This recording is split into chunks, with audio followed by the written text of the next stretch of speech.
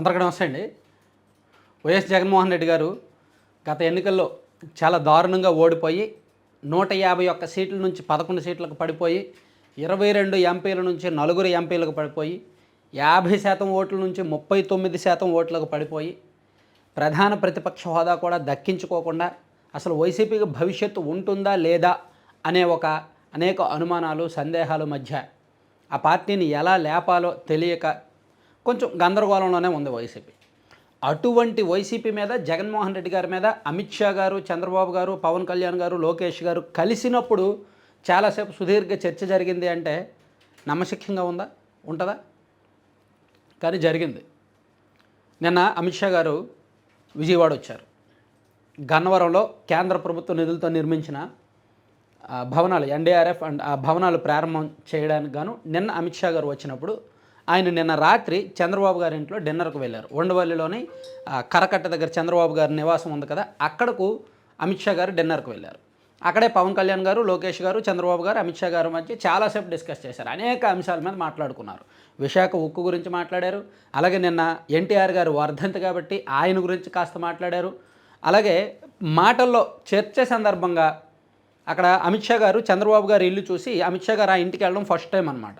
బాగుంది, బాగా కట్టుకున్నారు, నది వెనకే నది ఉంది, నది ఒడ్డున బాగా కట్టారు, విలాసవంతంగా ఉంది అని అంటే, లేదు ఇది నేను కట్టింది కాదు, సో అండ్ సో అని చెప్పి దాని గురించి మొత్తం చెప్తూ అప్పుడు జగన్మోహన్ రెడ్డి గారి భవనాల గురించి, విలాసవంతమైన భవనాల గురించి చర్చకు వచ్చినప్పుడు అమిత్ షా గారే అడిగారంట, జగన్మోహన్ రెడ్డి గారి బిల్డింగ్స్ కూడా ఇంత విలాసవంతంగా ఉంటాయంట కదా అని అడిగితే అప్పుడు పవన్ కళ్యాణ్ గారు, లోకేష్ గారు చెప్పారంట, బెంగళూరులో ఆయనకు ప్యాలెస్ ఉంది, 6 ఎకరాల్లో కట్టుకున్నారు అని చెప్తే, లేదు 6 ఎకరాలు కాదు, అది 36 ఎకరాలు, 6 ఎకరాల్లో బిల్డింగ్ ఉంటుంది, మిగిలిన 30 ఎకరాలు కూడా రకరకాల యాక్టివిటీస్ అన్నీ కూడా చేయడానికి పెట్టుకున్నారు, అది చాలా విశాలమైన హౌస్, అది సేమ్ అదే తరహాలో హైదరాబాద్లోని జూబ్లీ హిల్స్లో కూడా లోటస్ పాండ్ ఆయనకు ఒక బిల్డింగ్ ఉంది, అక్కడ 100 గదులతో నిర్మించారు ఆ హౌస్ని, అది కూడా భారీ విలాసవంతమైన ప్యాలెస్.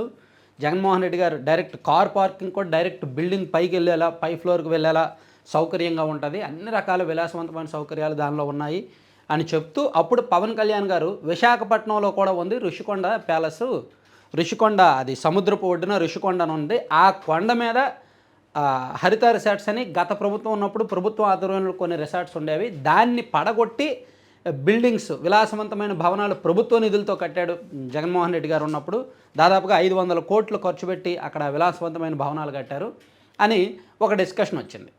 ఆ తర్వాత ఇదంతా అంటే జగన్మోహన్ రెడ్డి గారి లైఫ్ స్టైలు, ఆయన భవనాలు, ఆయన పెట్టిన వృధా ఖర్చు, ఇదంతా పనిలో పనిగా మాట్లాడుతూ అసలు ఇప్పుడు ఏంటి జగన్మోహన్ రెడ్డి గారు ఏం చేస్తున్నారు, ఏమైనా తిరుగుతున్నారా, ఆయన రాజకీయం ఎలా ఉంది అని అడిగినప్పుడు చంద్రబాబు గారు చెప్పారంట, అది అంటే ఏదో తిరుగుతున్నారు, ఏదో తిరుగుతామని ప్లాన్స్ అయితే చేస్తున్నారు, ప్రస్తుతానికి సోషల్ మీడియాలో ప్రకటనలు ప్లస్ వాళ్ళ మీడియా ద్వారా, వాళ్ళ సొంత మీడియా ద్వారా ప్రభుత్వం మీద విమర్శలు, పచ్చి అబద్ధాలు ప్రచారాలు తప్ప జగన్మోహన్ రెడ్డి గారు అయితే జనంలోకి వెళ్ళడం లేదు అంతగా. ఈవెన్ మొన్న విజయవాడ వరదలు వచ్చినప్పుడు కూడా ఆయన ఏదో వచ్చి షో చేసి 1 గంట అలా ఉండి తిరిగి వెళ్ళిపోయారు, పెద్దగా పబ్లిక్లో అయితే అతనికి రెస్పాన్స్ లేదు, పబ్లిక్ నుంచి రియాక్షన్ లేదు అని అన్నప్పుడు లోకేష్ గారేమో ఏదో ఈ నెలాఖరు నుంచి తిరగాలని అయితే ప్లాన్ చేస్తున్నారు, లీకులు అయితే ఇస్తున్నారు, ఇదిగో జనంలోకి వచ్చేస్తాం, అదిగో జనంలోకి వచ్చేస్తామని, బట్ ఏమీ లేదు, అంత ప్రభావితంగా లేదు అని చెప్పారు.